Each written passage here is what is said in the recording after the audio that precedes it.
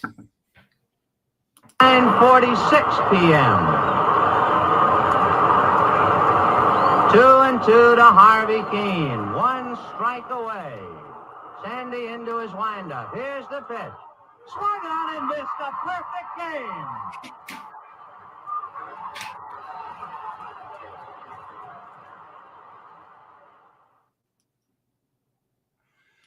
Welcome, everybody. This is Steve Travers with Take 5 with Steven Travers.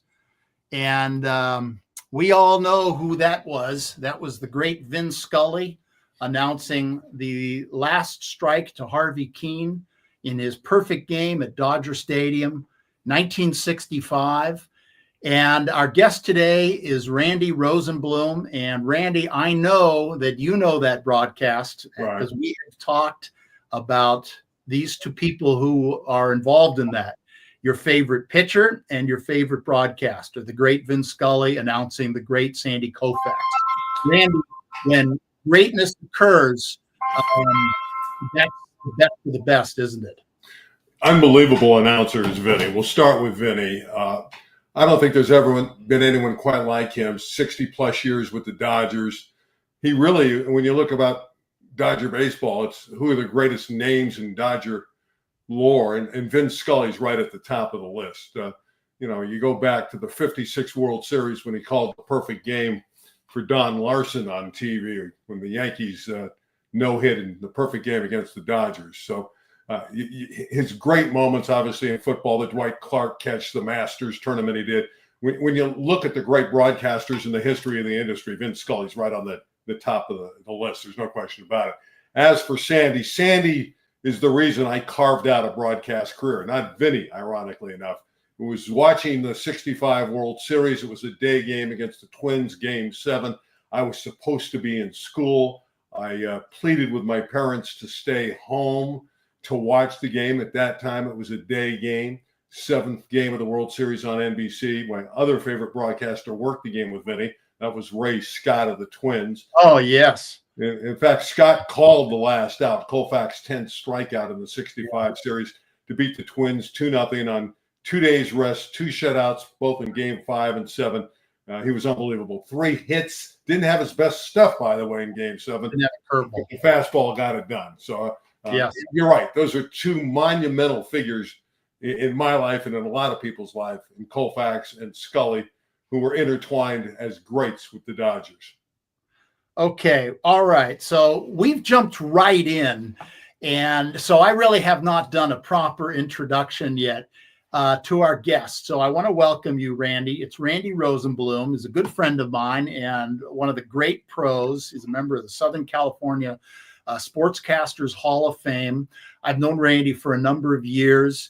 And when it comes to broadcasting and sports, you've done it all. I mean, we're talking Pop Warner football, high school football, college football, junior college football, professional sports, 3 Olympics, UCLA basketball in their heyday with John Wooden, Pepperdine, UNLV, Fresno State. And that's just the tip of the iceberg. And then I'll just add this.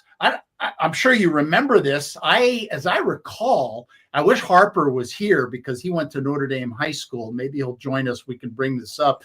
But I think I was your color man for a Notre Dame St. Francis football game at LA Valley College with the great Jason Big Game Jake Downey doing the video, the photography and videography of that game.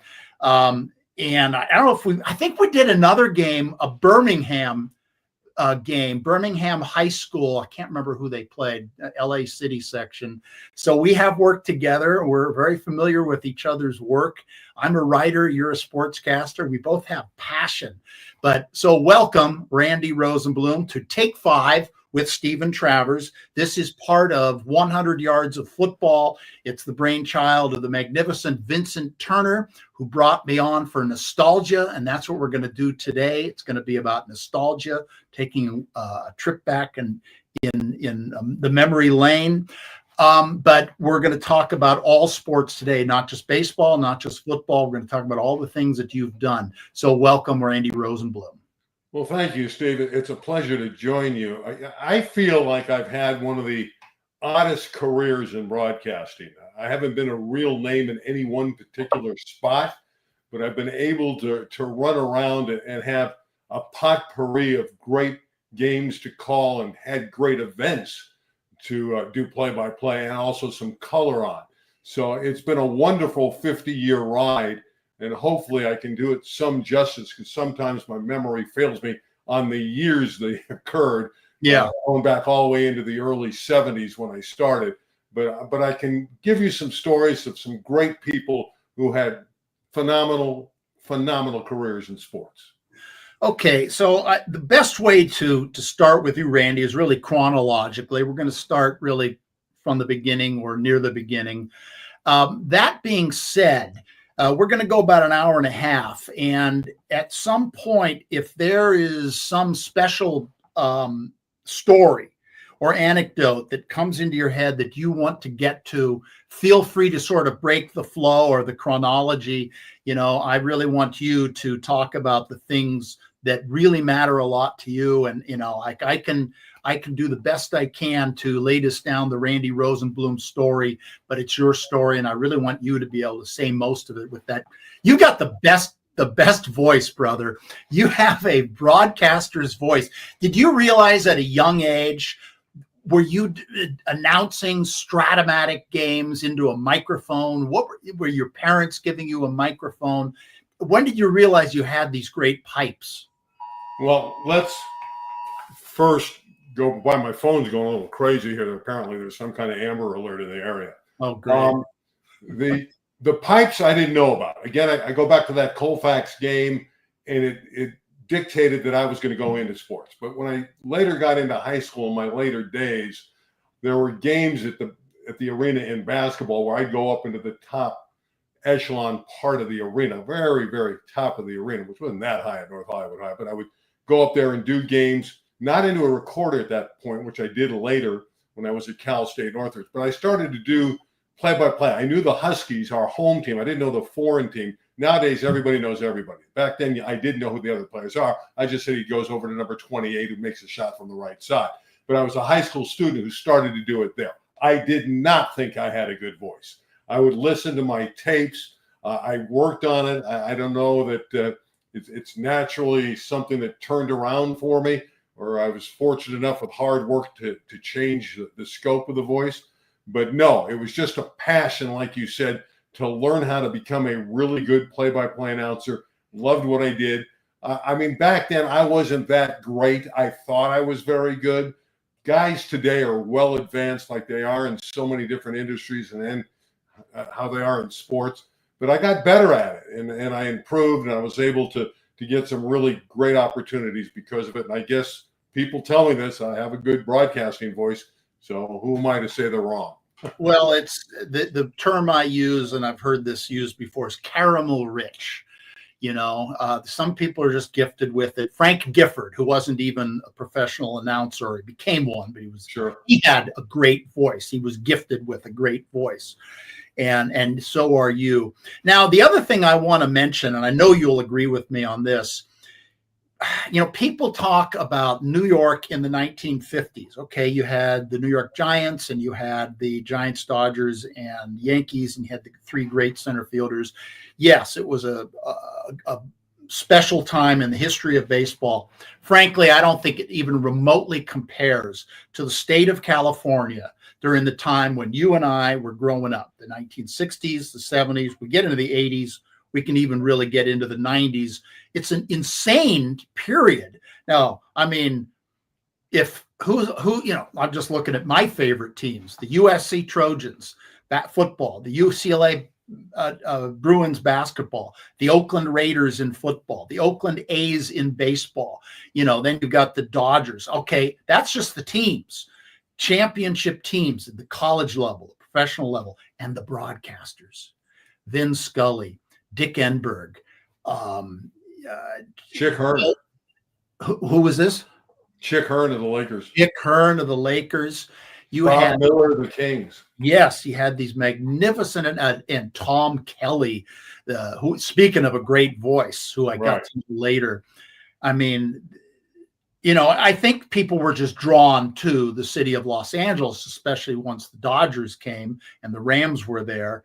And so you just had the best announcers. And so this was the milieu of Randy Rosenbloom growing up in the San Fernando Valley in Los Angeles. And you're listening to these guys. I mean, it had to be heaven for somebody like you. It was. You looked at Dick Enberg, you thought warmth.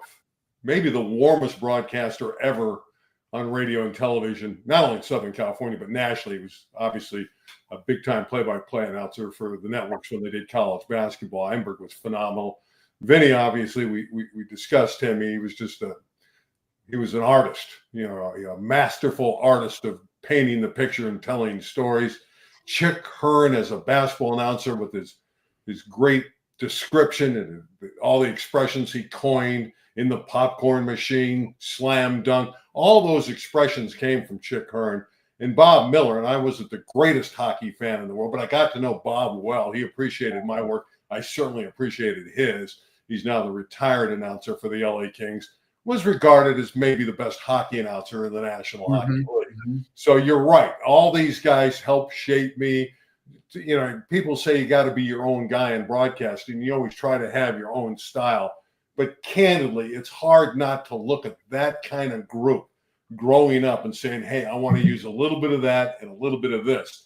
I also, and I mentioned his name earlier, Ray Scott, even though he was basically a Minnesota guy. He did a lot of LA work. But Ray Scott stylistically fit my patterns as well as anyone. So I really looked up to Ray Scott as well. So it was the local guys and Ray Scott that helped form Randy Rosenbloom.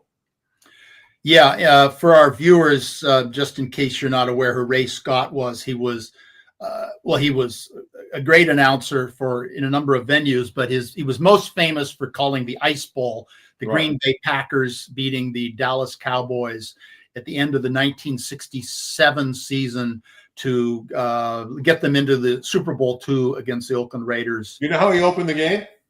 No, go ahead. I may be wrong on the exact number. He comes on the air and he goes, "It's 27 degrees in Green Bay. Yeah. Below zero." He had that dramatic pause. You think it's 27, and then he says below zero. And I always remember that dramatic pause. And that's how he called games. Star, Dollar, touchdown, Green Bay. Yeah. Yeah. And, we're going to jump just a little bit ahead because we're talking about Ray Scott, but I have a Ray Scott story. And it also involves a friend of mine, and I'm sure you know him, Bud Ferrillo. Yeah, I knew. And, because in some of these guys were great writers as well as announcers. Bud Ferrillo was a terrific writer. You had the great Jim Murray. I wrote a book about him. The talent in Los Angeles, whether it be the special sort of literary style of the LA sports writer or the LA noir writer combined, that was Jim Murray. But here's my Ray Scott story. And I've told this some time ago on this show. So do you remember, Randy, back in the 1970s and probably into the 80s, KCAL Channel 9 would have a replay of the USC and UCLA games on Sundays. And it was very much like Notre Dame did. And they sort of condensed the game down. So, we're going to pick up on third down or whatever. Well, this is the 1974 USC Notre Dame game. USC rallies from 24-0 down, wins the game 55-24. And after the game, Bud Ferrillo and Ray Scott are giving their opinion. Ferrillo starts off by going, "I've got the recommendation for the drug problem in America today. Just watch this game and you'll get so high that you'll never want to do drugs again. Ray, what's your feeling?" Ray Scott then says, "Bud, I have seen everything that there is to see in football. Lombardi's Packers, football in its glorious days. I have never in my life seen anything remotely close to what occurred on the green plains of the Coliseum field today. It was just that magnificent. right? Is that Ray Scott? That is real good Ray Scott. In fact, that was the game Anthony Davis went wild. Yeah. Then they scored 35 points in the third quarter. They scored 55 points in 17 minutes. Yeah, that's a quick 35, though. Davis returned the kickoff for a touchdown. That was a tremendous day for the Trojans when you thought they were dead in the water early against the Fighting Irish. That's one of those games that is folklore, certainly in SoCal. No question about it. In my humble opinion, the greatest college football game ever played, but I'm a Trojan, so fight on. Okay, let's reverse course here. Okay, you get to Cal State Northridge, and lead me into your career here. Well, I was a bad student. I struggled. I couldn't concentrate on the books. Thought about sports all the time, and I started to take some easier courses and started to practice my play-by-play, going to games and doing games into my tape recorder. And then I got involved with the campus radio station, and at that point, it was San Fernando Valley State. I was there when it changed to Cal State Northridge. So I started doing the games for the radio station there, and I was fortunate enough to do football at Cal State Northridge. They don't have it anymore. But what did you say, Randy? What was that word? You were fortunate enough to do what? Football there, because now they don't have football because they don't have football anymore. Yeah. Okay. So they were 6-5, and they clobbered 6 teams and lost 5 heartbreakers. They really had a pretty good team. And they lost to Terry Metcalf and Long Beach State. There's a name out of the past. Yeah. In the close game, Metcalf had 5 touchdowns on the ground that beat him. Right. But they're all good games. But that's where I cut my teeth as a student, really learning. And it led to a job at Theta Cable TV right out of school when I graduated. That really turned my career around, or really was the basis and the foundation for my career, because we did so many things there: high school, college, sports, and in studio TV for Theta Cable, which at the time was the #1 cable system. It's not like Spectrum is here now that it has all the whole market, but back then it was broken up. Theta had the biggest marketplace portion on the west side, and we were doing some pretty good stuff in Pepperdine, Santa Monica City College sports, but Pepperdine was the big one, and we had an opportunity to do their basketball and volleyball and some, believe it or not, tennis on TV. Sure. Well, was Brad Gilbert playing tennis at Pepperdine at that time? I don't remember Brad Gilbert, though. I did go into the Hall of Fame with him, but I don't remember Brad. I do remember a UCLA match where Brian Teacher played for the Bruins. Yeah. It was fun to do the games. But again, we did mostly volleyball and a lot of college basketball. Okay. And that'll take us into really maybe my favorite team of all time. Yeah, Dennis Smith and the Pepperdine Waves of, I think it's 1975, if I'm not. 75, 76. Dennis Johnson, DJ. Dennis Johnson, yeah. What's interesting here, people know Dennis Johnson because he had some iconic shots for the Celtics. Larry Bird called him the greatest player he ever played with. But DJ was known as Airplane Johnson in college. It was Dennis Airplane Johnson. Bob Rose, the sports information director, gave him that title. He averaged a little over 15 points a game, 1 season there out of JC. He didn't play much high school basketball. He didn't play until his senior year in high school. He came on like gangbusters in JC at Harbor Junior College, not recruited highly, went to Pepperdine, and played with a team that I think would have made the Final Four had they had any bench. They had 5 great starters, all in double figures.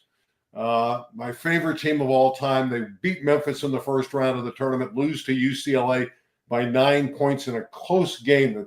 Randy, not to interrupt, but those Memphis teams in those days were very strong. I believe Memphis made it all the way to the Final Four before, I think it was Bill Walton knocked them out. Right. Just a few years before that. So, yeah, you're talking that Pepperdine team, long competition. Their 5 starters were great. And they had a kid by the name of Marcos Leite, who was the Brazilian center. He was the U.S. Brazilian player. Ollie Madsen was on that team, junior. Yeah, it's funny. My dad coached Ollie Matson in high school in San Francisco in the 1940s or early 50s. Yeah. So that was a great team. Unfortunately, they lost to the Bruins in a very tight game. Yes. Had they won that, that would have really shocked the world. But And that again, was the UCLA team. That was the UCLA team that won the national title in '75. Am I right, or am I a year off? Yeah, I think you're off, and I think they went to the Final Four and lost to Louisville about that time. But the point being is that's a Pepperdine team that nobody knew about. I remember, and I didn't call the playoff games. I called the games at home during the regular year. But I was at the game, and I remember sportscaster Ross Porter of the Dodgers, who was working for NBC at the time, locally, coming up to me, and he goes, "Randy, your team really played well and nearly beat the Bruins." He was really impressed. And I remembered because, again, nobody knew them. They were this team in Malibu that nobody knew about because Dennis Johnson came there, not recruited. Then he gets drafted because in the playoffs against UCLA, he jumped center at 6'4", out jumped Richard Washington at 6'11". He also had a steal and a layup against a great guard by the name of Andrew McCarter. And he got drafted, went into the NBA, and had an illustrious Hall of Fame career. Unfortunately, he passed away at a young age. But Dennis was a great player, great moments for me. And that's where I really started Theta Cable, Pepperdine, and high school sports. Yeah, it's funny. I mean, I don't think Pepperdine had even been on the Malibu campus more than a couple of years at that point. I mean, they had been, I think, near Griffith Park. Culver City. Yeah. Oh, Culver City is where they were? Yeah, they were playing basketball games in Culver City. Where was the campus? Wasn't the campus near Griffith Park? I think it was. Yeah, okay. In fact, when I started doing games, Firestone Fieldhouse had just opened up. So now it's kind of an old-fashioned arena compared to the new ones. But it was kind of cool to be part of the beginning of Pepperdine basketball when it really started to get good at that time in the late 70s, mid to late 70s. Right. Well, they really put Pepperdine on the map, and then they had some really good baseball teams. And we've spoken of their baseball teams on this show because I know a lot of guys who played there in 79, 80. But we'll move on with you. What's next for Randy Robertson after Pepperdine in 75, 76? Well, I did a lot of different things. Again, I said I had a very unusual career because I bounced around to a lot of different places. Next would be USF basketball, University of San Francisco, where I was the color analyst on TV. My God, are you talking about the 77, 78 unbeaten team? That's one of the greatest. Cartwright, Hardy, and Boynes. Absolutely. I did not realize, Randy, that I followed that team very closely. They were. You watched me on TV the first year with John Miller. The second year, I did the games with Joe Angel. Two great guys, two tremendous broadcasters. Absolutely. And Cartwright, Hardy, and Boynes had a game. We played a game. We did one of them from Notre Dame against Kelly Tripucka and Orlando Woolridge. Lost a tough game there. That was a San Francisco team that was ranked #1 in the country. They lost in the NCAA tournament to Cal State Fullerton. Fullerton had this 6'4" jumping jack by the name of Bunch and had a great game. Bobby Dye's team stopped them from getting to the Elite Eight. They lost in the 16 game, and then Cal State Fullerton lost to Arkansas, which went to the Final Four. But that USF team was a great favorite of mine, too. Bob Gaillard was the coach. It was a tremendous team, and it was an opportunity because I was elevated to a bigger station there. Sure. As great as Theta Cable was, it was a cable system that only reached a minimal part of L.A. Now I move into San Francisco, not literally. I flew up there for the games, but I moved into a marketplace where I was doing a behemoth in college basketball on over-the-air television, and that was really fun. Well, I can speak for it because I was in high school, and that was a really, really big deal, that team. I remember those guys very well. They were unbeaten. I think they were 25-0 before. I think finally Notre Dame knocked them off, and then they were beaten in the NCAA playoffs. And I don't know, 77, I think Marquette won it. But anyway, but that's really fantastic. This is a part of your background that I was unaware of. I'll throw some more curveballs at you before we're done. Okay, well, let's move on. And what's next after that? And let me just add before I get you to answer that. I want to just say that you really are a guy who really was there at the beginning of cable and really have seen the evolution of cable television and the way sports is brought to the American public and to the international public now through streaming. I mean, you've been there from the beginning, so you've navigated all these little nooks and crannies of, I mean, back in the day, the Dodgers were where they played the Giants when on the road, and maybe a few other games. They'd maybe play 25, 27 games on television. I remember Prime Ticket coming into existence, and this is in the late 70s, and I'm living in Los Angeles, and wow, Prime Ticket is great. You can watch the Dodgers play at home, and that was a big thing. So you were there for all of that. But let's move on from San Francisco, and what's next for Randy? I'd say the next big job was UCLA basketball. That was pretty cool, to say the least. I got hired, and the games were on USA Network and ESPN over the years, the few years I did it. And I know we're going to discuss this. One of my commentators was Coach John Wooden, which was a pleasure and a privilege. And I'm going to lead it off with a story about the coach and I. And it was just an honor to work with him. And I knew that at the time, and I wanted to realize that, hey, I'm working with a legend here. And I think the word legend is overused in the industry. He really was. We all know that. He's one of the great coaches of all time in any sport. But we would pre-tape our opening for the television down on the floor at Pauley Pavilion, and then we take the elevator and come up and do the game from upstairs. Well, I had trouble getting the coach upstairs because everyone wanted his autograph. No kidding. And so he would sign autographs, and it would be minutes before we had to get back up. And so finally, every game at home, and that's the games he did. He didn't travel. I had to be the bad guy. Coach, we got to get upstairs. So I had to yank him away to go upstairs to do the game with me. But I have fond memories of working with the coach, and it was a delight. And again, that was an experience I will cherish to the day I die. Yeah, I had an opportunity to get to know Coach Wooden. Were you ever at his house in Encino? Yes, and that'll lead us into the next job because he wrote me a letter of recommendation.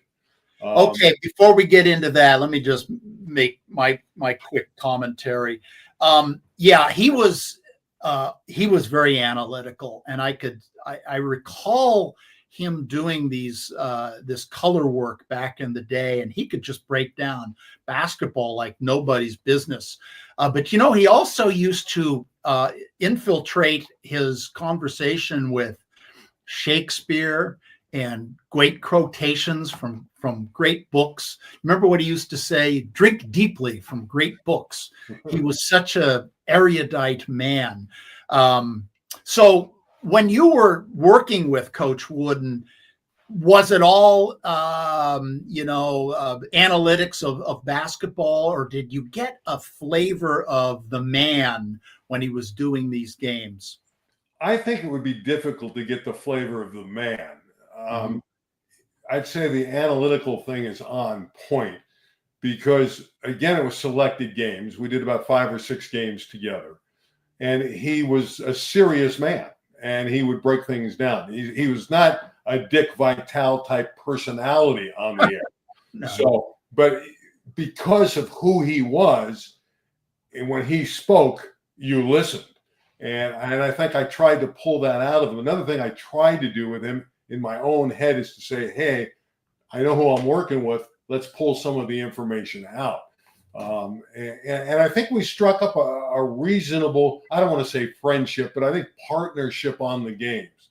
And in later years, the last time I ever saw him, I don't really want to jump ahead too much, but the last time I ever saw him, I was doing a gymnastics meet at UCLA, and we would get the tape and I'd voice it over later. And I was leaving. I got the video from the scoreboard. We'd edit it, and then I'd get a gymnast to work with me, and we'd voice the meet later.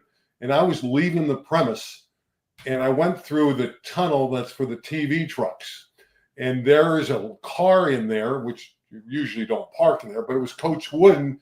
His granddaughter had driven him to the match, to the gymnastics. And he was a big fan of UCLA sports. And obviously, that's why he was there, having the career he had. And he waved me over. And I hadn't talked to him for 25 years. And I go, Coach, Randy Rosenbloom, it's been a long time. He goes, yeah, Randy, great to see you. He's 97 years old at this point. And the first thing I could think of is, I go, Coach, you look great. And he goes, Randy, stop it. But he was quick as could be. Yeah. In terms of his mental capacity. We had maybe a chat of 3 to 5 minutes. And I remember walking through the tunnel and out to my car because it was a shortcut for me. He was waiting for his granddaughter, thinking, I didn't have a friendship with this man, but I had this somewhat relationship with the guy who's a living legend, and how lucky I was, and he passes a year or two later, for me to be in his life and to have him in my life. I mean, you can't ask for anything more than that. No, I mean, for a guy like yourself, or me, who loves sports and, really idolizes some of these, there are people who you idolize. And I use that word advisedly, being a person of faith, your idols are, Right. pagan idols, but you certainly recognize certain individuals who stand above and beyond the norm. I want to give you one more because Yes, your go ahead. background, because you don't know about this one. I told you I'd throw some surprises at you. Okay. I'm doing a game for Prime Ticket, baseball, college baseball. Okay. You know who my sidekick was? Who did color for me? Take a guess. Steve Garvey. You're right, but not on that game. Steve Garvey did a game on ESPN with me, but that's later. Rod Dato, USC. Oh my God. His son is our guest next Thursday. Justin. Yeah, Rod Dato did one game with me. It was Long Beach. Tiger. Did he ever call you Randy, or were you Tiger? I don't remember that, but he did the game with me. He was a sweetheart of a guy. Yeah. Years later, I see him, and I said, you remember doing the game with me? He said, no. It was a Long Beach State UNLV college baseball game for Prime Ticket. But I had the distinction of working with Rod Dato, and I knew you'd love that because you're a USC guy. That is a great story. What year was this, Randy? Here's where we get lost. I would say 80s, late 80s, maybe early. No, I would say 90s. I'd say 90s. Okay. Yeah. Well, of course, Rod Dato retired prior to the 87 season, I believe. But he was very involved when he did the game with me. He was already retired. So yeah, but he was actually considered director of baseball operations for USC. It was a ceremonial title, but he was always around. You always saw Coach Dato at the games, really more or less until his death. Maybe the last couple of years he slowed down to where you didn't see him. But he was more than the broadcast. I just thought he was a super nice guy. Oh, he was the best. And Rod Dato, I mean, very different from John Wooden, a very different person, a gregarious, right, a hail fellow, well met, great, warm, very warm, a fun loving, a jokester and a prankster. And a Hollywood character, So in many ways, it's funny. I mentioned to Coach Wooden, we were talking about Red Sanders, and Red Sanders. I don't even really want to get into some of the more colorful Red Sanders stories, but that's even before my time. And that's and I mentioned his name to Coach Wooden, and I was kind of waiting for him to say something about Red Sanders, maybe get a little moralistic. And the only thing he would say is, let's just say that we were different kinds of people. Okay. So do you have any more John Wooden stories that you want to offer? Or well, I was there the night where, and again, our relationship, we talk more than basketball because sure, Nell passed away and my mom nearly passed away during the time I was working. She ended up having a stroke and living 17 more years. But at the time we talked about health and that kind of stuff. But there was one game where we would do halftime interviews and we would pre-record them. And the producer wanted Coach Wooden to interview Larry Brown, who was our head basketball coach at the time at UCLA. And obviously another man that had a tremendous basketball coaching career. You bet. He turned him down. He turned Coach Wooden down. And I'll never forget that. Coach Wooden was classy about it, but I could tell his feelings were hurt a little bit. And I just thought that was very odd. And again, I got along with Larry Brown. He did everything I needed him to do from a broadcast perspective. But that was kind of shocking to me that Coach Wooden was turned down by the current coach at the time, Larry Brown, for an interview on UCLA basketball. Well, you speak of, you happen to really be in the right place at the right time. That's another Final Four team. That's a team that makes it to the national championship game under Larry Brown. It's one of the great. I mean, it's funny. If any other school, that 1980 UCLA basketball team would probably be the greatest team in the history of Arkansas basketball or Syracuse basketball or, any number of just any number of schools. It would be the greatest team in the history of USC basketball. Yeah. But it's not a remembered team, but it was a great team. They had Kiki Vandeweghe, who was a scoring machine, and Larry Brown obviously was. They had some great players. Michael Holden, Michael Sanders out of DeRidder, Louisiana, could really shoot the ball, and they were quick. They weren't necessarily the biggest team, although they had center presence, but they were really good. And they had to play against a great Oregon State team during the regular year. But that was some really good UCLA basketball teams. And they, like you say, they get lost because you think of the Kareem teams and the Walton teams and the Wicks Row team. There's so many great teams at UCLA. Some of them do get lost in the woods a little bit. But yeah, I was fortunate to be around, when there was some really good basketball being played, and work with some really good people. I will throw this out. We've talked so much about me working with Coach Wooden. But I also think I'm the only guy in broadcasting that's worked with Coach Wooden. Jerry Tarkanian did color for me, and so did Jim Herrick.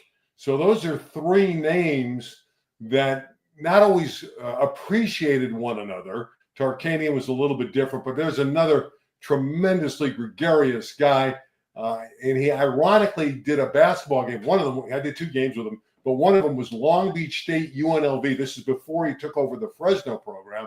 And I had him doing Long Beach State, UNLV with Randy by his side, the 2 teams that he had coached to greatness in previous years.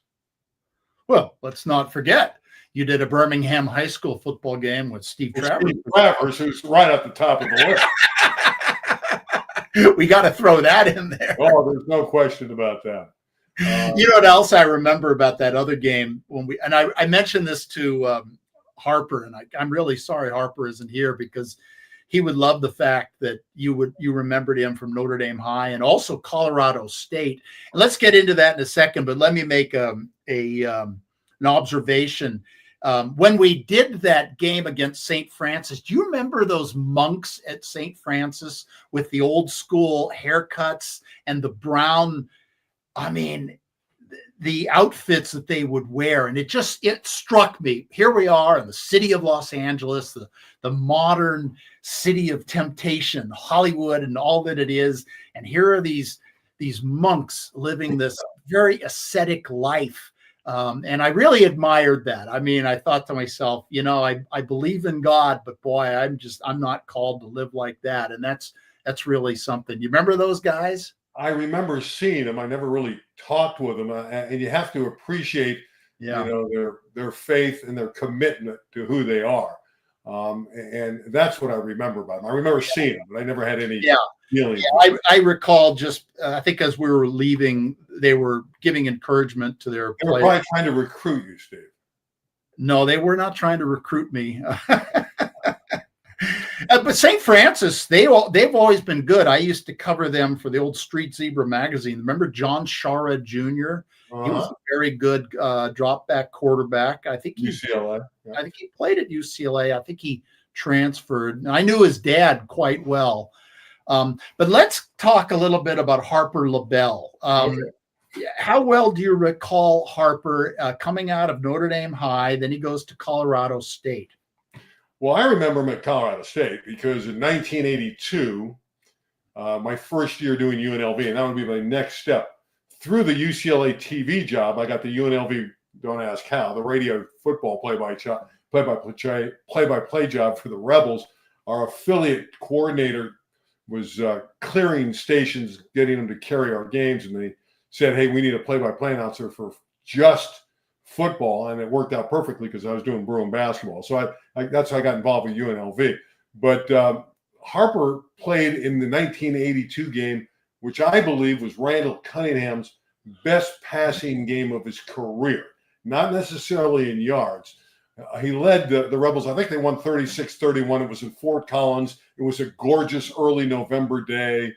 He threw the 4 touchdowns, but it was the way he threw the 4. Yeah. Randall threw a deep bomb. He had a short one. He had one with touch over the middle. He was just so precise, and they were not good teams. These were not strong UNLV or CSU teams that year, but Harper was on that team, and I just remembered the name. Now we're going back a lot of years here, Steve. Right. That's why I remember Harper from. And then when I looked him up, when I knew he was going to be part of the show, I didn't realize we share the same birthday, July 14th. So kudos to Harper. Kudos to Harper. Well, I'm sorry that he's not with us, and prayers go out to the Harper LaBelle family because his mother has passed away. And so he's not here because he has family obligations. Sure. Please give him my best and send along my Sure. Well, I'm sure he'll see this. Very quickly, I knew Randall Cunningham's brother, Sam Bam Cunningham, very well. I wrote a book about him. And it's interesting, the whole story of Randall Cunningham. He was coming out of Santa Barbara, and USC wanted him. But this was still a different era when you're looking at quarterbacks. And they had Sean Salisbury, who was a really big-time blue-chip drop-back quarterback out of San Diego. And no, we're going to put Randall at the defensive back. Right. And Marv Goo was saying, no, he's going to be a defensive back. And so there was a fallout with Sam Cunningham with the USC coaching staff. And this goes to the story about how supposedly Paul Bryant had said, this here's what a football player looks like, when Sam had played his great game for the Trojans against Alabama in 1970. Sam was unaware of the fact that his name was being bandied about all these years because he really had a fallout with USC. First, because he was playing with the Patriots and he was living in Boston and he wasn't really around SC football. And then second, because his younger brother, Randall, was disdained by I don't want to say disdained, but not allowed to be a quarterback. And he proved what a great quarterback he was. No, nothing wrong with Sean Salisbury, although he had his share of injuries in school. A pretty good pro quarterback, but Randall Cunningham was an all-pro. You don't always get it right, and they missed on that one, the Trojans, but it happens to everyone. It happens. Interesting about Randall. I'll give you some Randall stuff. Randall didn't start early part of the year when he was a sophomore when he first started there. But he didn't start a first game, and they got blown out by BYU and Steve Young in a game at the Silver Bowl in Las Vegas. Then they had a bye, and then they played at New Mexico 16 days later. And this guy by the name of Randall Cunningham shows up number 1 on the depth chart. And so I do the game. He throws for nearly 300, high 280s, I think. They lose. Again, they had a bad team his first year there. And that was the birth of Randall Cunningham. And that year, later in the year, is when he had the game at Colorado State when Harper was playing. Yeah. But Randall was brilliant. Here's the other factor about Cunningham that no one talks about. He was an honorable mention All-American quarterback by the end of his career at UNLV, but he was an All-American punter. He was the best punter in the country. He averaged nearly 49 yards a punt. And to this day, he holds the record in the NFL. For the Eagles, he had a 98-yard quick kick punt for Philly. He was an unbelievable punter. He also wanted to place kick, but the coaching staff, Harvey Hyde, a guy I know you know. Oh, sure. Didn't want him to do all those things. So was Harvey the head coach at Vegas at the time? Harvey was the head coach. Yeah. Harvey was an interesting guy. He's now doing talk radio. He's a Trojan guy, loves USC. Yeah. He knows everything about, Trojan football. But Harvey was a very, very strong promoter of the program. Yes. He had a great coaching staff. Pat Hill was on his staff, who later had great years at Fresno State, amongst others. But he had a great staff, but he really promoted the program. And he finally got him in 84 to 11-2. They won the PCAA championship. They won the bowl game in Fresno, the Cow Bowl. And here's one for you, Steve, you didn't know, and I'll give you this one. Okay. The last 2 touchdowns scored by UNLV in their victory over Toledo. I think they won it like 30-13, something like that. Icky Woods from 15 yards out carries it in for a touchdown. And the last touchdown, a 10-yard run by Randall Cunningham. So Icky's shuffle, he was a freshman there when Cunningham was a senior. He scored the 15-yarder. Cunningham icing on the cake. They win the game. Well, that's magnificent. UNLV Rebels football. I mean, they're considered their best team ever, by the way. Well, that's their heyday. You know, they've had some pretty good teams here and there. That was their heyday. Then, you know, they were really good in baseball too. I played against them in baseball. That was their strong years in sports. You know, coming out of Tarkanian, and then we move into the Tarkanian era.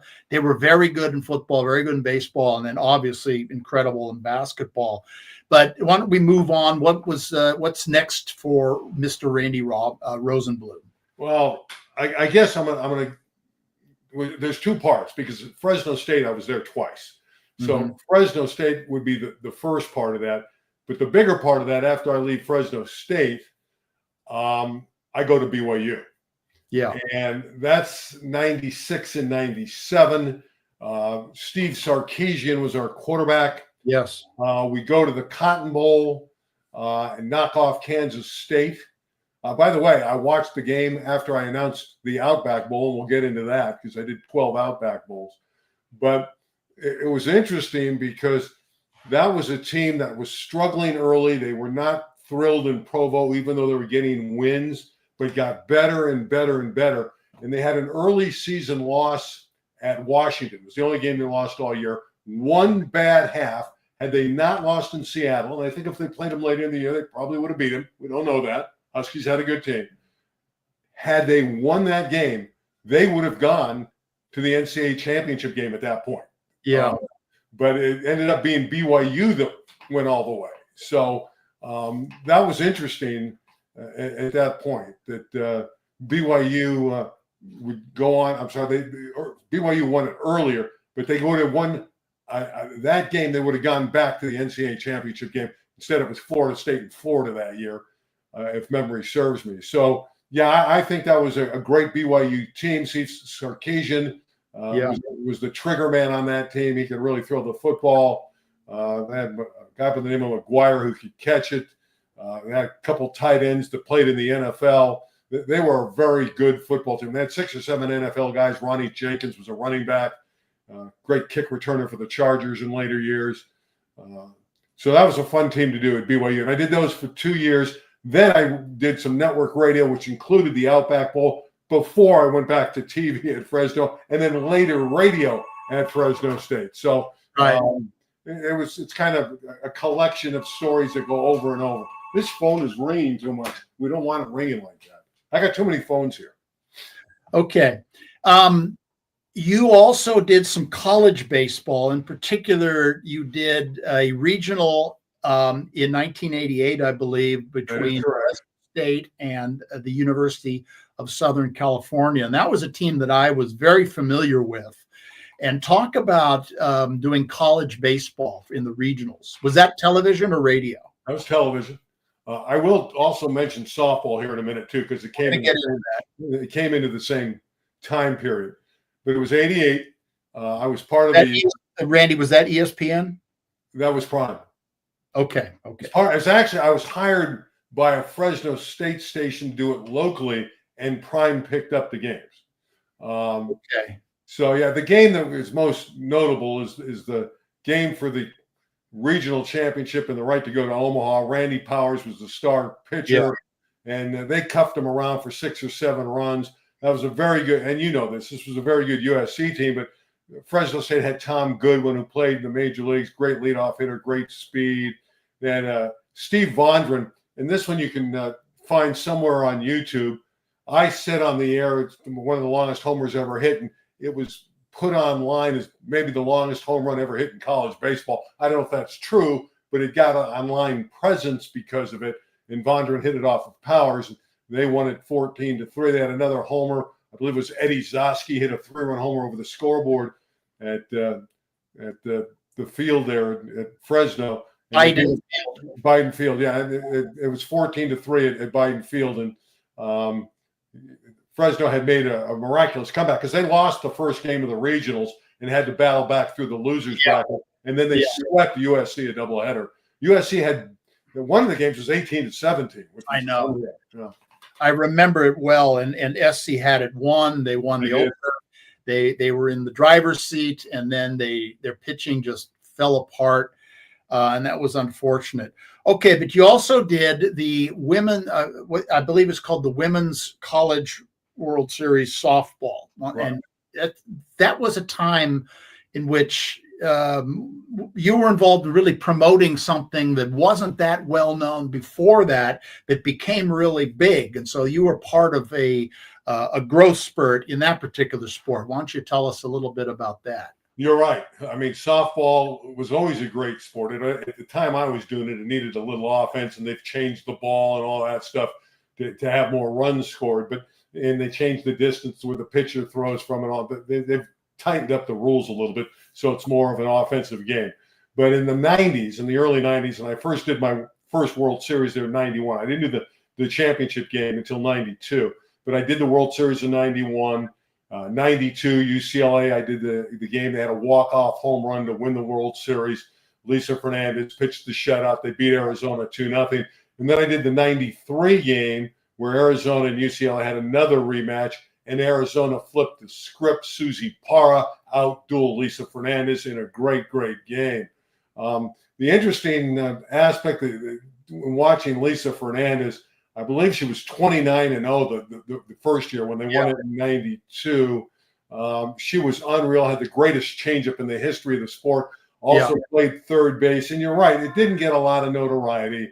The game, and I did the games for ESPN, the two championship games, they were replayed in the day. They weren't even live. They were played back at 10 o'clock the next morning. Again, it was ESPN. It was the only ESPN at the time, so obviously it had a nice audience, but it's not like it is now where you have so many announcers on the game. All the games are telecast. All the regionals are on.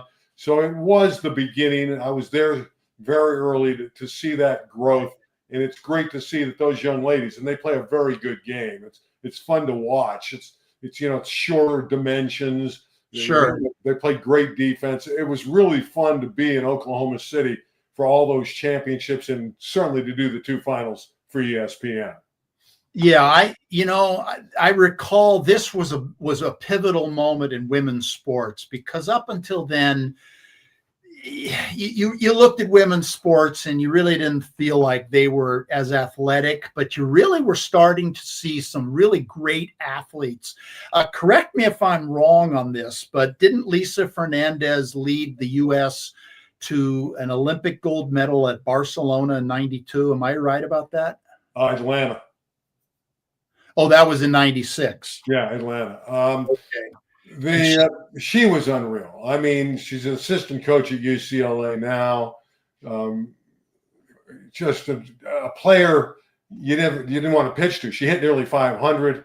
She was the Golden Glove at third. In the circle, she was almost unhittable. Yeah. Had one run against her. Arizona scratched out a run in that one game when they beat her in 93.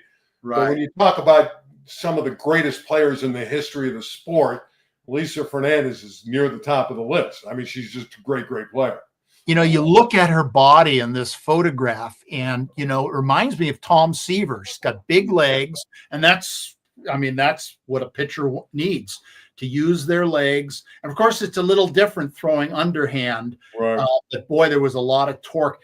Would it be fair to say, I know at one time people said this, maybe someone has come along since, and you probably know more than I do. Would it be fair to say that she's the greatest pitcher in the history of women's softball?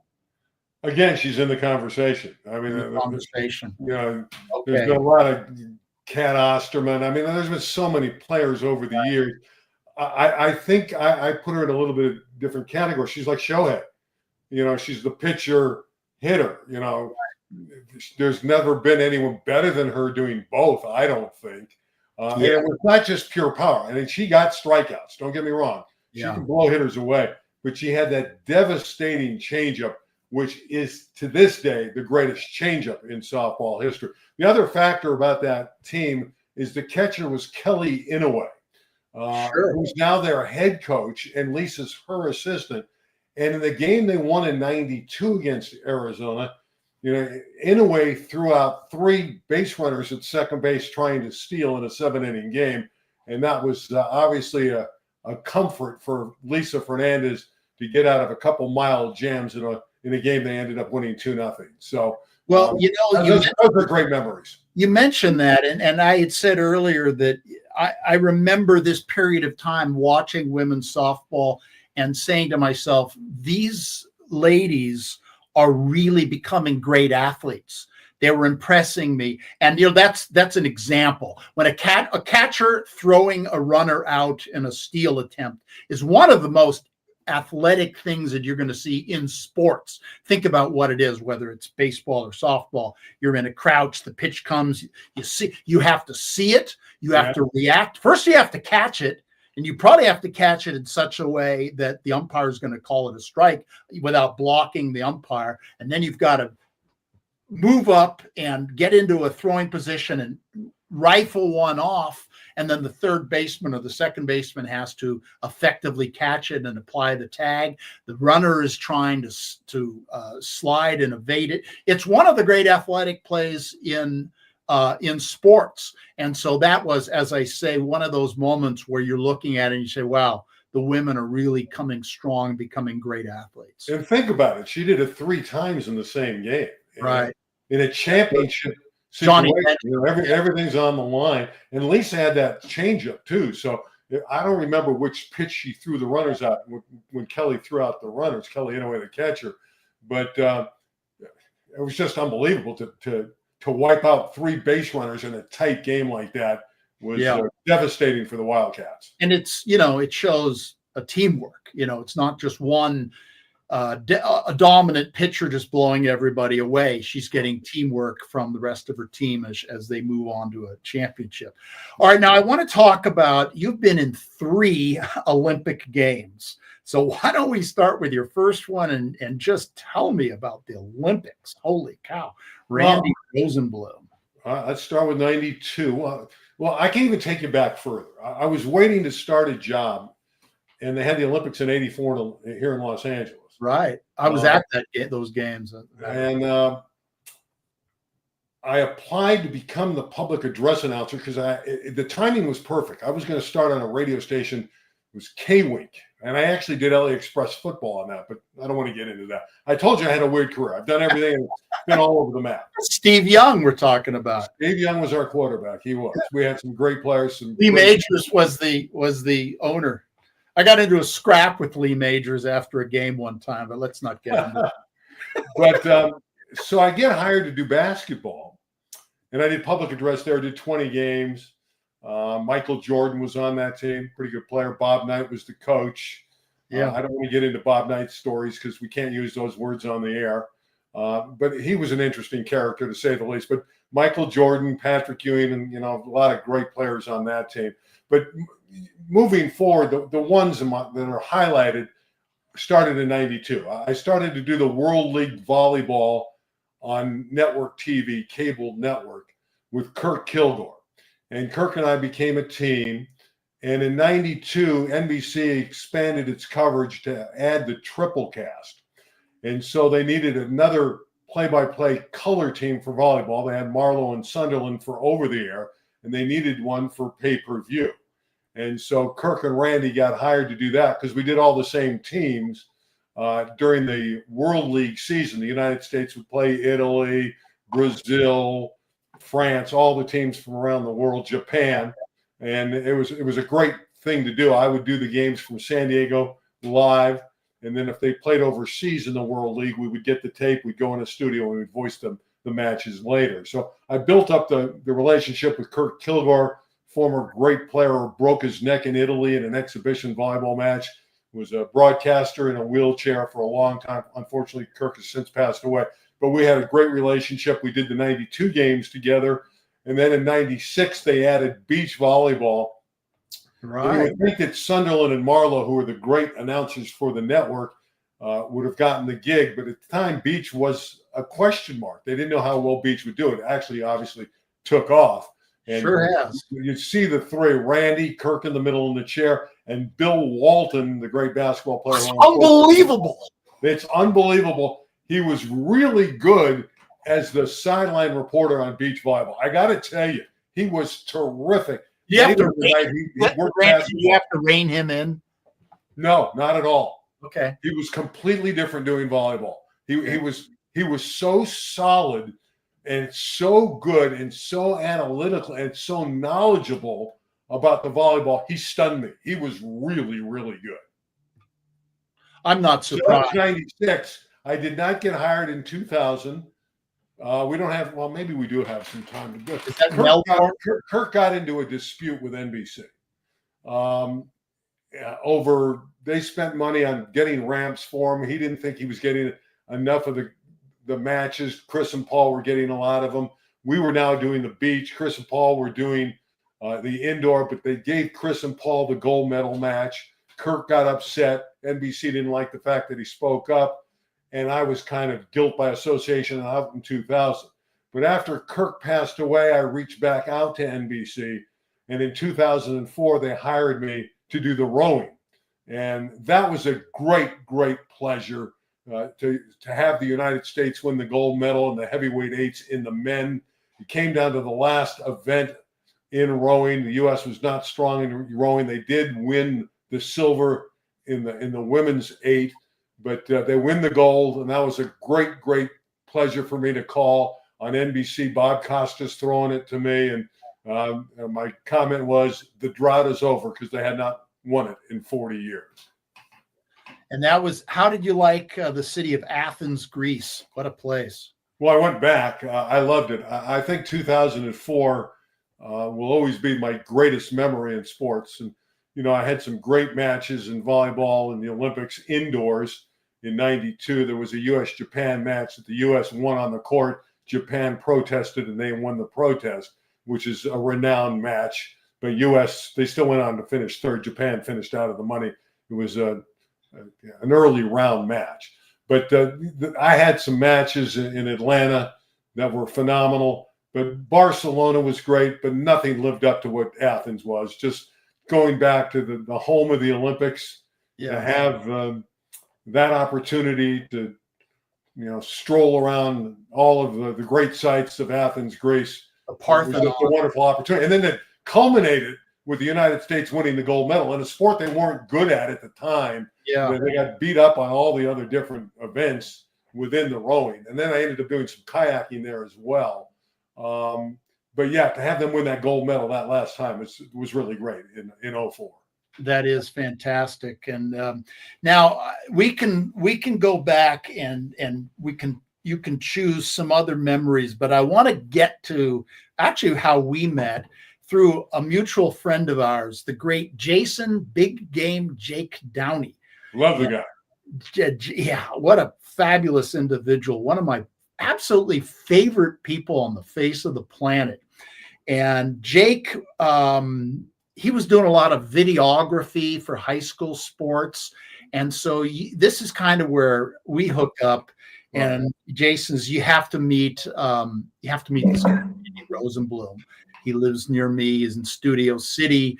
And so we become friends through Jake. And I think we went to a Dodger game or two and hung out a few times and did some of those high school games.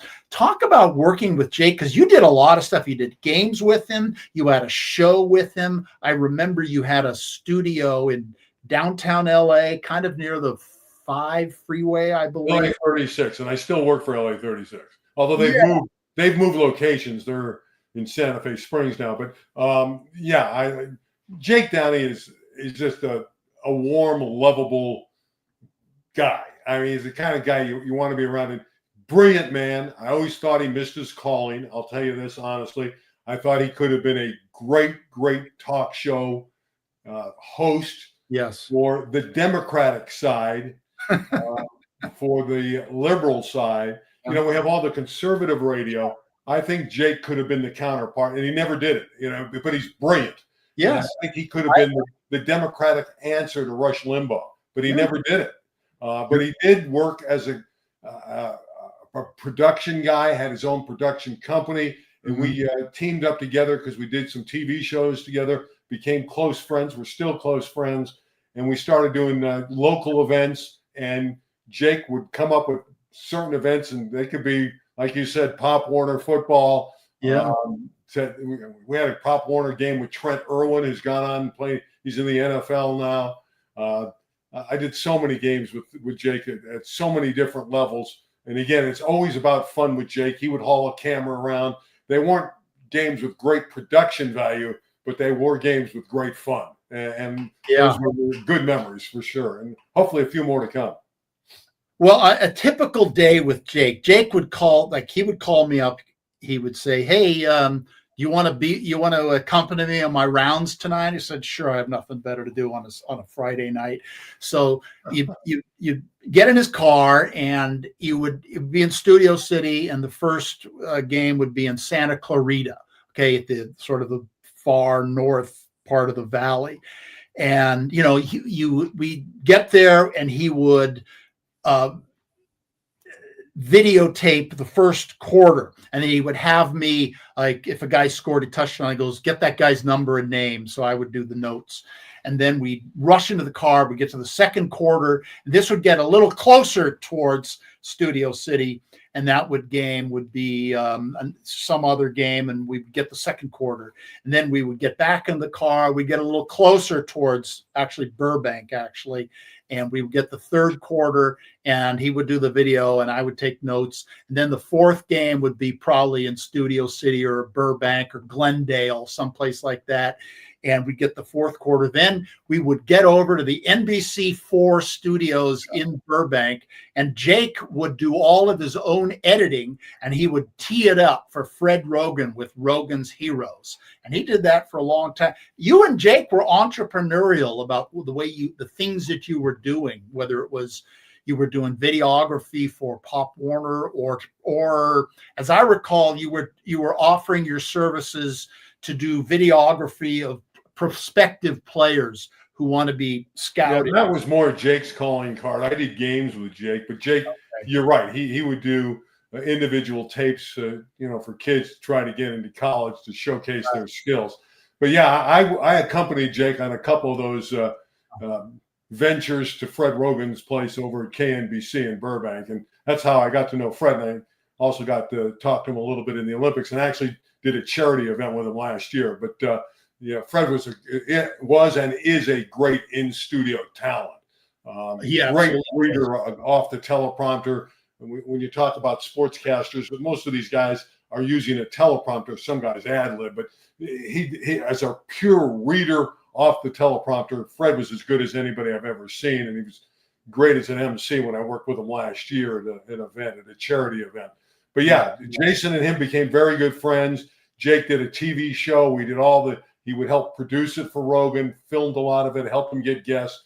And Jake's really proud of some of the athletes that he was able to cover over the years in SoCal in various sports to showcase how they came forward and the kind of careers they had. He's very proud of some of the people that he showcased early on before they became great stars later. Well, I certainly have covered my share of Major League sports and written about Major League sports, whether it's baseball, basketball, or football, as have you. But we both have a soft spot in our hearts for high school prep sports. And in Southern California, when you're covering high school sports, you're looking at kids who in 5-10 years are going to be household names in America, because it's a gold mine. And the years in which you were doing it was a gold mine of high school prep sports in all sports.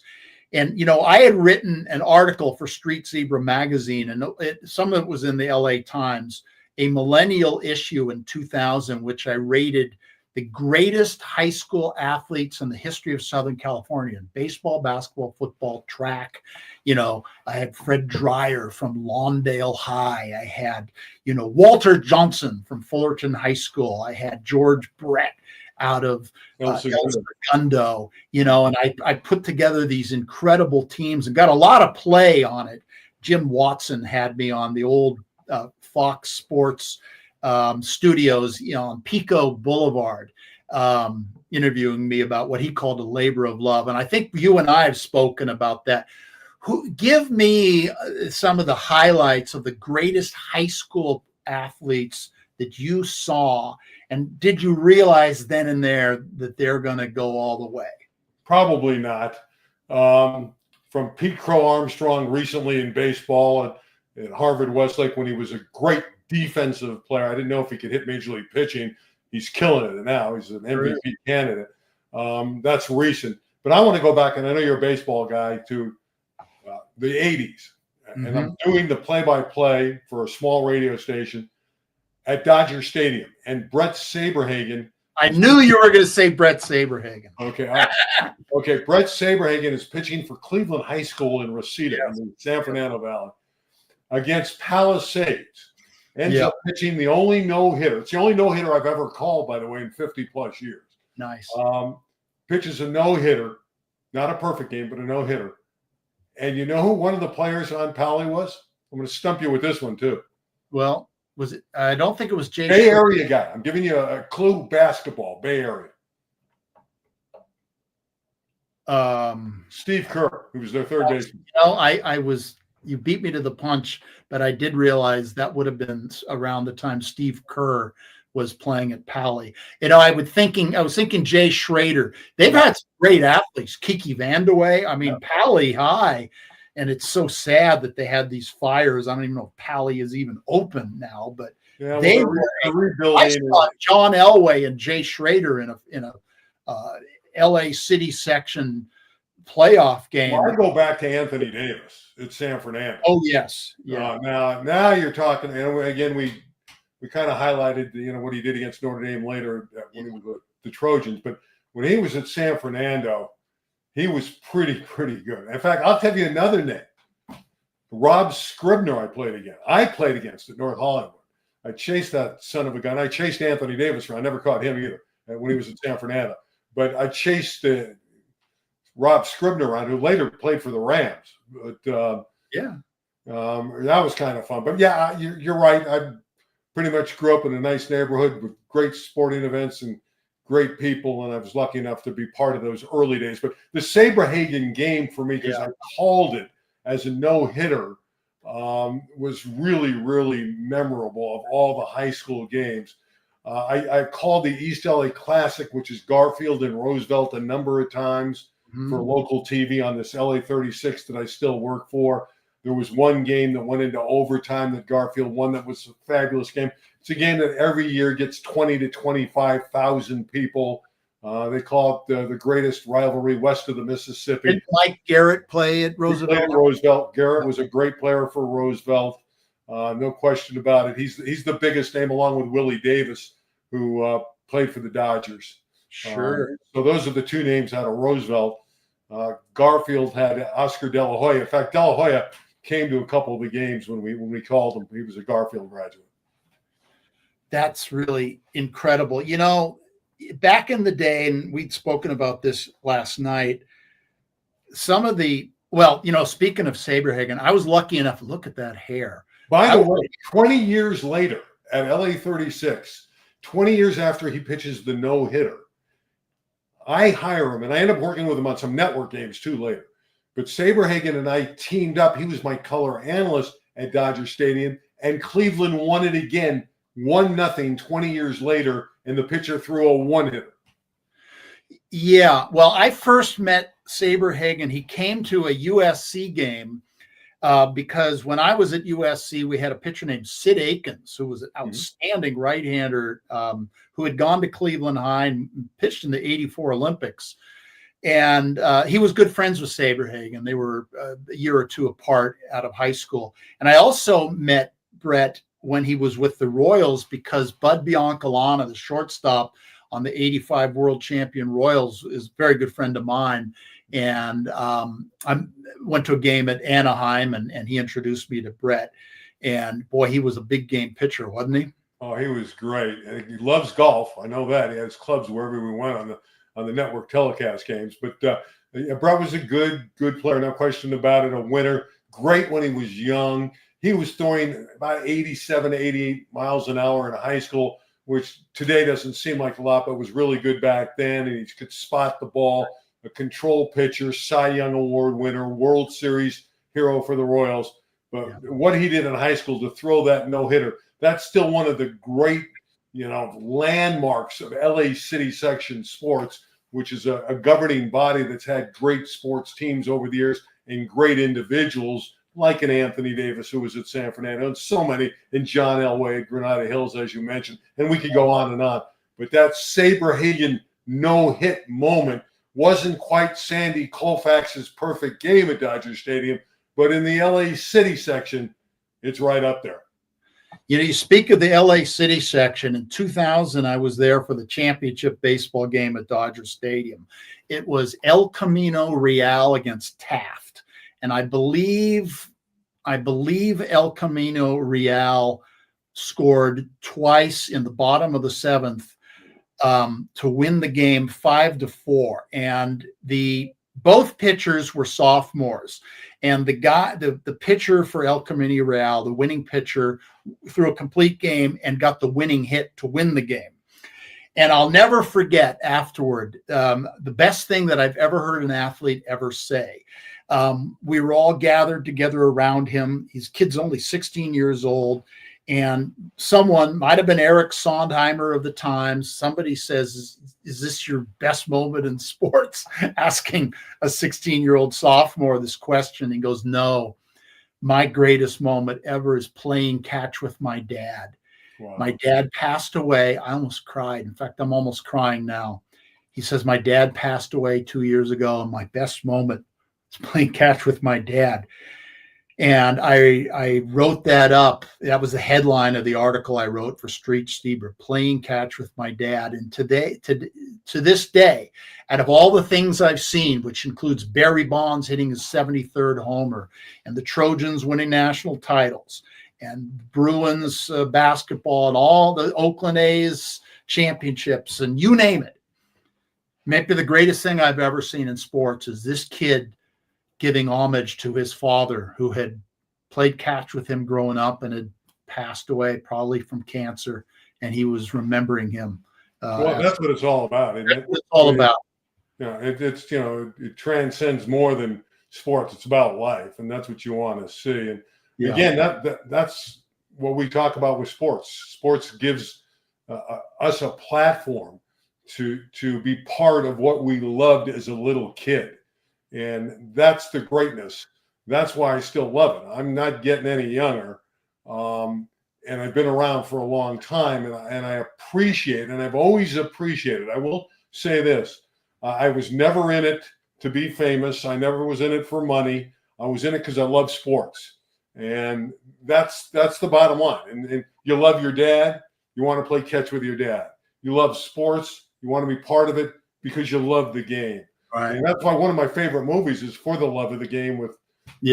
That's just a wonderful movie that talks about the love for sports and baseball by Kevin Costner. And Vince Scully was a large part of that movie because he narrated the baseball scenes. But there's no question that passion, and you talked about it early, and love is what sports is all about. You mentioned For the Love of the Game. I remember when it first came out, I was like, I'm not so sure. But that movie has grown on me over the years to the point where it's very close to my favorite baseball movie ever. I really, really, and boy, oh boy, Kelly Preston looked good in that movie. Oh, she was great. Let me quickly get your commentary, because when we were growing up in the 70s and into the 80s, the public schools were still very, very competitive in Southern California and in Northern California. I mean, I went to a public school that was the national champion in baseball my senior year.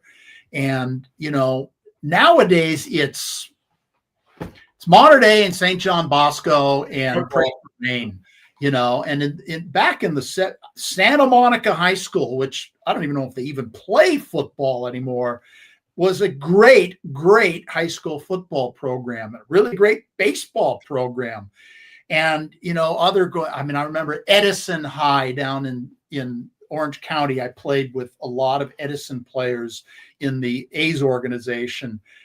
And in other Catholic schools, you had Notre Dame, I don't even remember Harvard Westlake being very good back in those days. The private schools have just taken over. And so comment, if you will, I think it's a tragedy. I think it's sad that the public schools just can't compete at this level. What say you, Randy Rosenbloom? Well, this is a tough subject matter to wrap my hands around and understand it. It's difficult because it all comes down to money and sponsorship, and it's at the high school level. It's almost like the pros now because they get things. Whether it's money, I don't know. There is money involved now because of the NIL stuff. So financially, they cannot compete. They just don't have the wherewithal to go to head with Mater Dei and St. John Bosco, which again are ranked number 1 in the country. Is Mater Dei, and Bosco's right. It's a given. It's a given. Although there's some teams there's no drama to it. There's some good teams. Sierra Canyon in the Valley this year is really good. I mean, really good with DBs that are going to SC. They're really good. That being said, Mater Dei is still the team to beat. They have a grueling schedule. We'll see if they win it. Again, they've won the state championship and the national title the last 2 years. They knocked off De La Salle last year in the state title again. But that was last year. It's a whole new year. But the question, can they compete? No. The money is with the private schools. The coaches are with the private schools. The coaches don't get paid anything at the public schools. No. So how can you blame someone? It's like players in college sports going from one school to another. If you make $50,000 1 year at a small school and SC offers you $1 million the next year, you're going to SC no matter what your loyalty is. And the same thing in the city section with the coaches. They're not making any dollars. So the great coaches from yesteryear that we used to see, they're gone. They've retired. And for the new guys, they don't hang around long enough because they're not making a good wage. So it's tough to keep coaches. It's tough to keep players because if you're a really good player in the city section, you're going to get something. You're going to get a Benny at a private school that's going to take you to that particular school. Is Bill Riddell still coaching at Oaks Christian? No, Bill's retired. Bill's a great guy. I love Bill Riddell. He coached at Occidental College after coaching at Crespi and a few other places. You talk about personalities, very similar to Rod Dato. Bill Riddell was is a great, great guy. He's retired. Yeah. Is Long Beach Poly still even close to where they were, say, 20 years ago in high school football? They're still good, but they're not close. Because they were like Raul Lara is the coach of Mater Dei now. Led him to the national title last year, his first year. He was the coach when they were so strong at Long Beach Poly and had some 20 guys that end up in the NFL over the years. Oh my God. Yeah, they have as many pro players from Long Beach Poly as any school ever. They're still good, but for the first time in ages, they didn't win their league championship last year. Long Beach Millikan did, and that never happened. So they didn't win the league. They'll be good again this year, Paulie. They've been good, but not like the teams that you used to see. Well, they had a coach who got hired by John McKay in the early 60s. Wonderful guy. Gosh, his name escapes me, but he passed away a few years ago. And he brought a lot of Long Beach Poly players, including Willie Brown, to USC. Willie McGinnis is the name there. Well, yeah, and it just became a pipeline.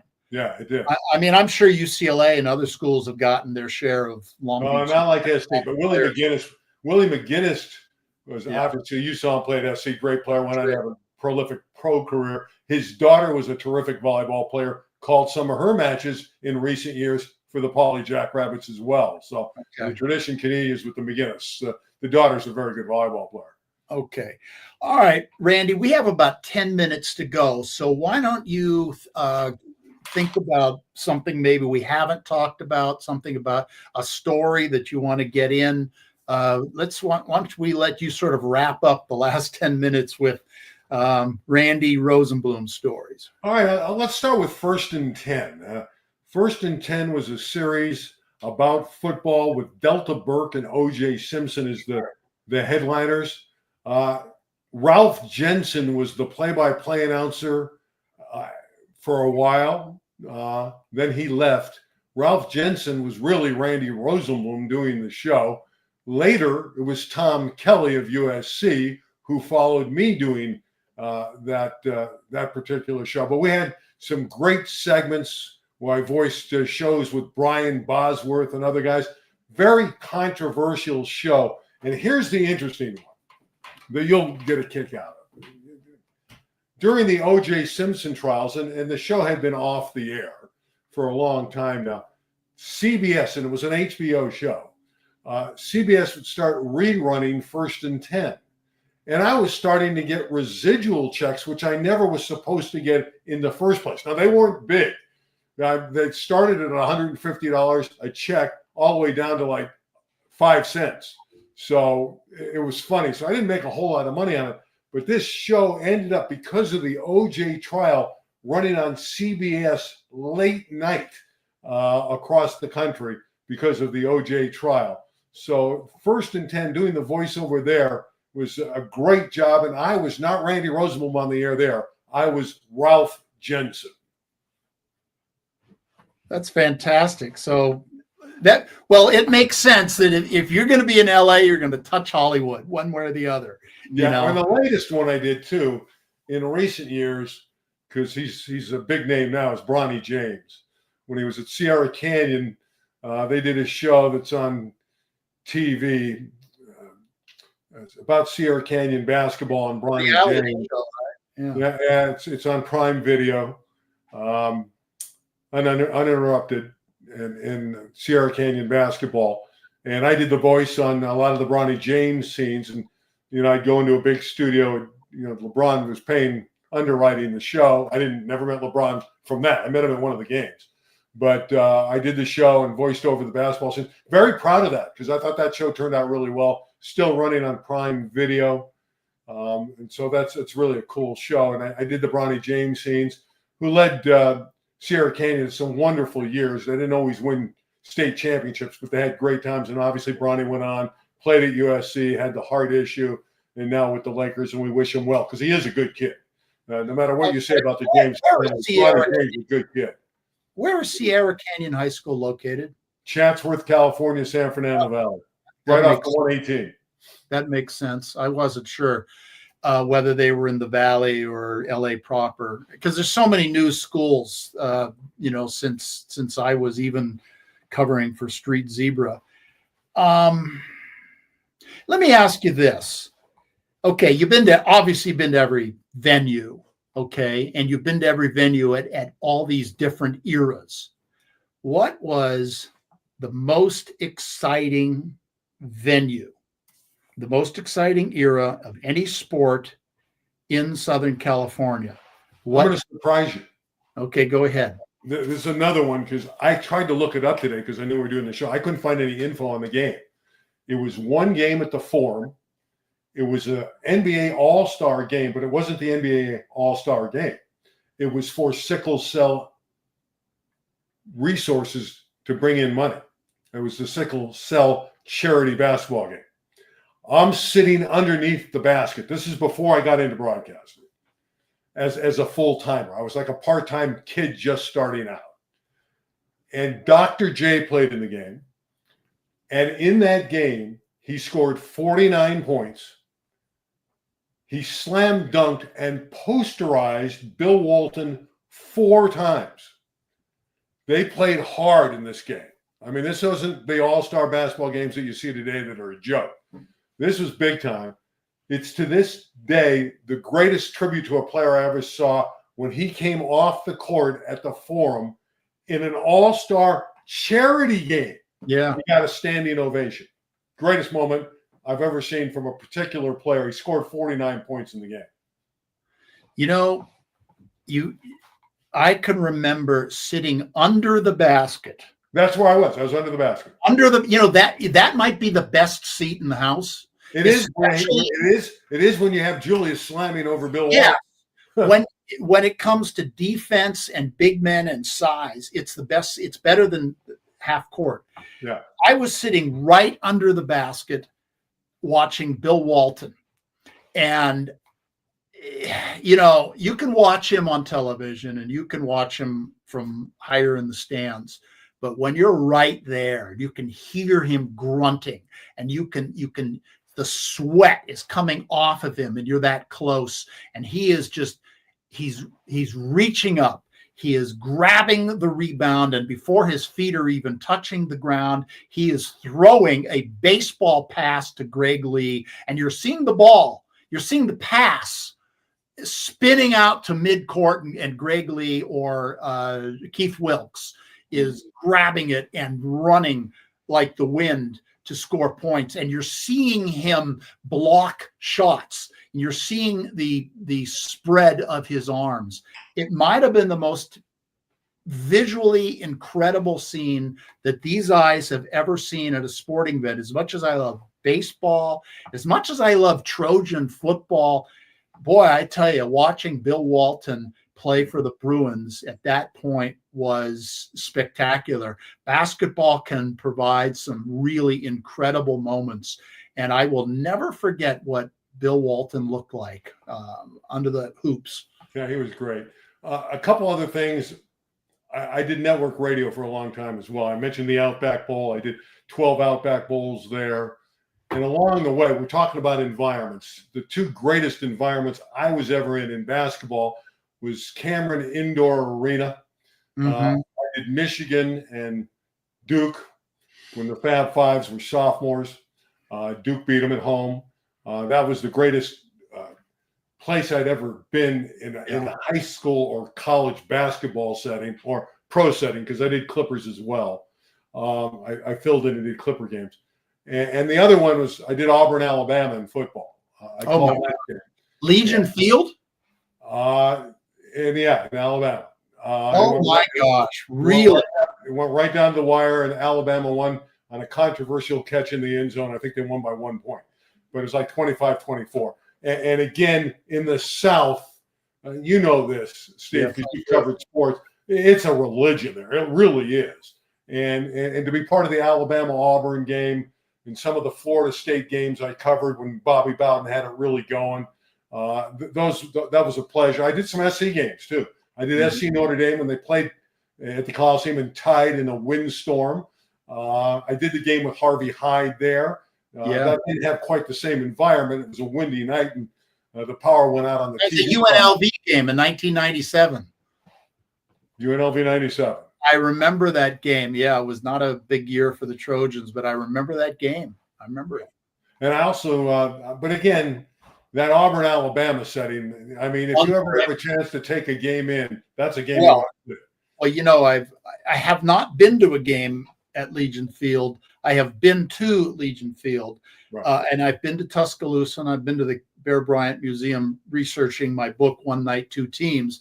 I am going to an Alabama game this year because I'm going to make a road trip down to Alabama, and my friend Jim Jones, who was our guest last week, by the way, lives in Huntsville and has season tickets. So I'm going to get that experience. But my, oh my, to be an announcer for the Crimson Tide and the Auburn War Eagles / Tigers. Holy cow. That's college football at its best. And USC Notre Dame, Randy. I mean, yeah, I did that. I've had an opportunity. I did Oregon State. Did you work with Craig Fertig or Tom Kelly for that? I did work with Craig. I worked with Craig Fertig. I loved him. Isn't he fantastic? When he passed, that hurt. I mean, Craig Fertig was just a wonderful. We were becoming close friends, and then we didn't do any games, and he later passed away for a while. I lost track of him, but we were becoming really close friends. I remember going to Manhattan, Kansas. We did a Kansas State football game there, and Craig Furtick was a jewel of an individual. There's no way to put it. I mean, again, we've been fortunate over the last 90 minutes, Steve, to talk about some great people. Yes. And again, we love sports and we love people, and we have great people in sports, and we've been able to rub shoulders with some of these great people over the years. Well, I knew Craig Furtick very, very well. And it's exactly like you say. You became very close friends with him in a short amount of time. I'm sure that was everybody who met him. I had the opportunity to go down and hang out with him at his house in Newport Beach. And I mentioned this before. He lived in the smallest house in Newport Beach. I mean, this little tiny house that I think his grandfather had built in the 1920s when there was nothing else in Newport Beach, and it still stood. I think Todd Marinovich grew up there, and he would sit, I want to call it the veranda, but it was basically the sidewalk. He'd have a lawn chair. He would sit there, and all the girls in their swimwear would be walking by, and he knew every girl, and they all knew him by their name, and he'd have a cocktail, and he was a character. I mentioned I love Craig Furtick. I mean, oh my gosh, I could sit here and list the 5 or 6 nicest people I ever met. And he's in there. Brooks Robinson of the Orioles. Yeah. He was a super nice guy. Wayman Tisdale. It's the people. Tisdale was a great basketball player at Oklahoma, played in the NBA. But there's just certain people you meet that are so charismatic, and he was one of them. Craig Furtick was certainly one of those guys. Another one was Gale Sayers. I interviewed Gale Sayers. Oh, fantastic. And I loved Gale Sayers growing up. We all know him from the Brian Song movie, also one of the greatest, in my opinion, the greatest running back that ever lived. We can go, that's another subject, but I think Sayers, had he not gotten hurt, was the best of all time. But he was a wonderful guy, and I had an opportunity to interview him at a football game. I spent some time with Johnny Unitas, too, on a radio game where I saw him at a bowl game in Memphis at the Liberty Bowl. His alma mater, Louisville, was playing, and he agreed to come on with me. Came on at halftime, stayed for part of the third quarter, and we had a good time. To tool around with Johnny Unitas was not a bad thing for a young broadcaster. Isn't that something? All right. Well, Mr. Randy Rosenbloom, you have any final anecdotes or stories, something you want to add, something we've missed that you want to talk a little bit about in our last couple minutes? No, it's been a long and winding road. It's been a great life. I have no real regrets. I did what I wanted to do. Growing up, in my own mind, I wanted to do something that I enjoyed. Okay. I didn't want to have to go to work. I saw my dad slave over not a great job. He was a great provider for his family, but was kind of depressed because he didn't enjoy his job. I didn't want to do that. I wanted to do one of 3 things. I wanted to either be a comedian, but I wasn't funny enough. I wanted to be a singer, but I can't sing. I can't hold a note. Or I wanted to be in sports. And because of that game in '65 and Koufax pitched a shutout, I knew it for sure. I wanted to get into broadcast because it was Vinny and Ray doing the game, Vin Scully and Ray Scott. And then I knew what I wanted to be right after that game in '65. That's Randy Rosenbloom in a nutshell. Well, and last thing I want to mention, because we'd spoken about this earlier, it doesn't really have anything to do with sports, but you had, I believe it was a grandfather or an uncle who owned Slapsy Maxie's restaurant and nightclub. You're close. Slapsy Maxie Rosenbloom was my uncle. He was my dad's brother. He did own the club. He was a Hall of Fame fighter and had a great acting career. And Slapsy was at my house when I was a kid, because he passed away a long time ago. He passed away in the mid-'70s. He came over the house 2 times a week. We had dinner together, and he was the uncle he was my second father. There's no question about it. But he did have the club. Yeah, I mean, you've spoken about that. And I know there was a screenplay written about it and an attempt to get something made, and it really floating it out there. You know how tough that is, Steve. Yeah, no, we've had Kerry McCluggage on this show talking about trying to get the movie version of One Night, Two Teams made into a film. It's been 18 years, I think, under option, paid for every year. I think the option has even paid itself out. But, yeah, but, you're absolutely right. And I'll lastly finish like this, because my father said the same thing. My father was a very good high school track coach who loved it. His athletes loved him. And then he went to law school, and he did not like the law. And he always told me, do what you love to do. And I went to law school too. And I found myself, I was a sports agent, and I wasn't loving it. And I fell into writing as an accident when I had a chance to write a screenplay about Bo Belinsky. And, you're absolutely right, Randy. You have to have passion. That is what is going to drive your life. And that's what's going to keep you looking young. You, my friend, look young. You look fantastic. Your voice has not changed one iota. I want to say thank you so much for being our guest on Take 5 with Steven Travers. And more than that, for being my friend for really 20 years now. You've been my friend, and we've talked these great stories. And so thank you so much for being on our show. Well, Steve, thank you for inviting me. It's been a lot of fun. I just got back from Italy.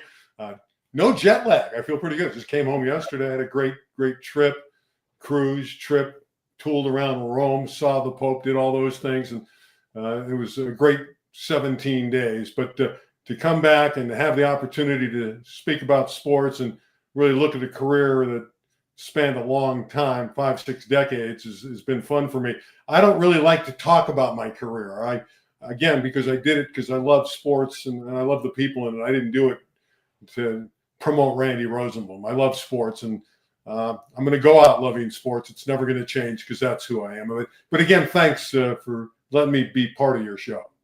Well, we weren't promoting Randy Rosenbloom so much. It was two friends just sitting around talking about sports and our memories. And that's really what it's all about. That's what this show is. This show is a trip down memory lane and nostalgia. And our fans are loving it. We're starting to get monetized. We have sponsors. And I think we're slowly but surely taking off. So anyway, I want to thank Randy Rosenbloom and our audience. Ladies and gentlemen, Take 5 with Steven Travers. Baseball season is winding down. We have Justin Dato, the son of the great Rod Dato. He's our guest next week. Then I'm going to be making a move to Vermont, but we're going to pick the show up after I get there and get settled, because all you need is a computer and Zoom. And that's what's going to happen. But right now, I'm going to bid you adieu. Randy Rosenbloom, thank you. And ladies and gentlemen, I want to thank you for watching Take 5 with Steven Travers, and have a fantastic day.